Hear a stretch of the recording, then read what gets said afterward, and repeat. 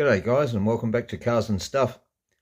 I should have really started with issue 1 of the Australian Cars collection, but I opted to do the Chrysler VH Valiant Charger first, which you can see in the previous video. And so I thought, well, better have a look at issue number 1, as it says there, and have a look at this wonderful Holden Monaro. And as you can see here, I've got the top off, and I really think this model really stands out very, very well. It's an absolute work of art, this. And even if you can, I think you can just see the GTS badge at the front there, and you can just sort of make out the Holden emblem on the front grille. And as we move around, I mean, even the detail on the wheels is pretty damn good for a little model. And this one also has the rubber tires as well. But as you can see, that's how it's mounted, and it's got a nice white interior, steering wheel, and you can even see the little gear stick. So yeah, this one's quite a good replica, and very, very nice to have in my collection.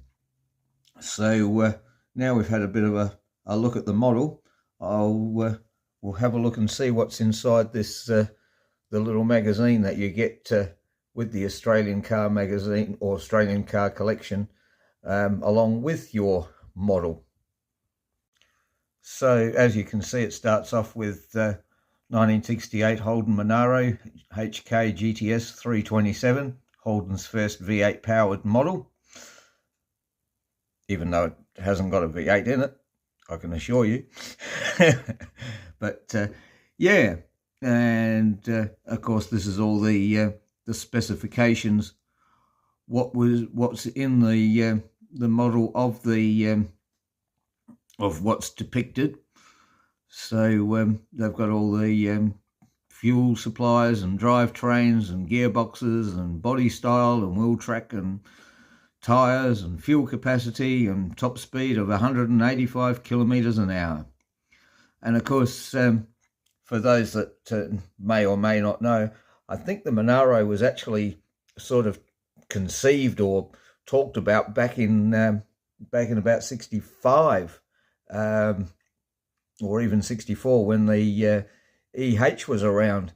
They were sort of already in the planning stages of this, but of course it didn't come out till after the HR model, and along with the HK Kingswood, and yeah, they decided to make this, and I believe they called it Australia's first sports machine, or Holden's first sports machine. Not really a family car, but anyway, without further ado, we'll go on to the next page and have a look around.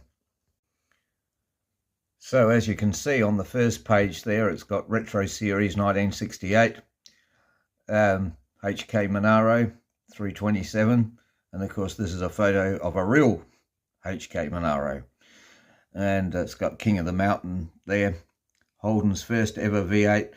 Took the fight to Ford Falcon GT, and it won, and it sure did.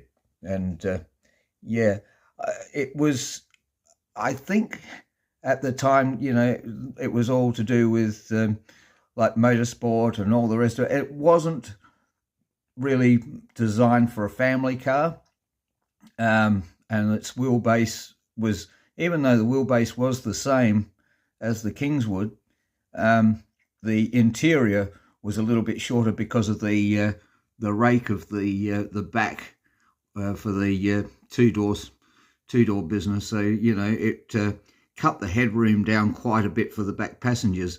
So yeah, not really designed for a family saloon or car, but yeah, more of a two-door coupe, as you could say. And here's a picture of a 327 V8 sitting in situ inside a HK Monaro. And then we come to a nice, beautiful blue HK Monaro. And it says Mission Impossible. Holden's 190km/h Monaro GTS 327 was bred to win the 1968 Bathurst 500, and it did. And then it goes on with the whole article about how they did it, and even touches slightly on the HB Tirana, which was around at the same time. But yeah, they certainly put a lot of effort and work into this car, and yeah, it did pay off. There's no doubt about that. And of course, here's a very famous photo.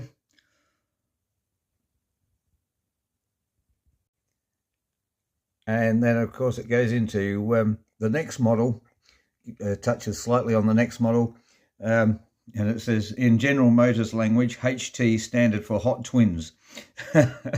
So yeah, that's what, so this is depicting a HT Monaro, which was the model after the HK. Very similar looking at the front, but of course they had a different rear tail light arrangement or assembly on them, but still looking very, very cool. And then it goes into a bit of a timeline with a couple of old race photos as well of the Monaros as they were. And I like this bit up here. It says, you just stiffen the suspension to buggery and then you try to ignore the bumps. And I did see I think it was a TV show where they were comparing the Monaro against the Camaro, and the people that were doing the test drive sort of said that the Australian car was made to go around corners, where the American cars were made to go down freeways. So and I think they were sort of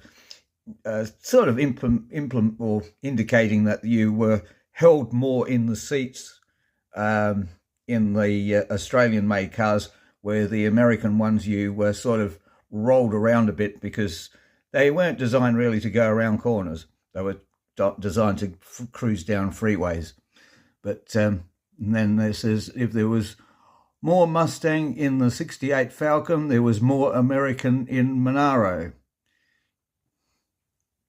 And as you can see, and when you go to different car events too, when you see different American GM models, there are certainly different looks, or similar looks, I should say, to what we had here. So, you know, all being of the GM make, shall we say, you know, they sort of used the same sort of styling, didn't they? So we've been through the little booklet. As I said, they don't go into great details, but they do have, you know, quite interesting snippet articles that, you know, you don't normally see unless you go looking online or different things like that, or watching people like me talk about it. So yeah, we'll have a bit more of a look around the back of this little beast. As you can see, it's quite a nice model, really. I like it. I think it's very, very cool. And as I said, the wheels are the thing that really stand out to me. They've got the details of the wheels absolutely perfect. So yeah, trust you've enjoyed having a brief look at this issue 1 that was of the Australian car collection. And I'll say thanks again for watching, thanks for liking, thanks for subscribing, and we'll see you all in the next one. Cheers for now, guys.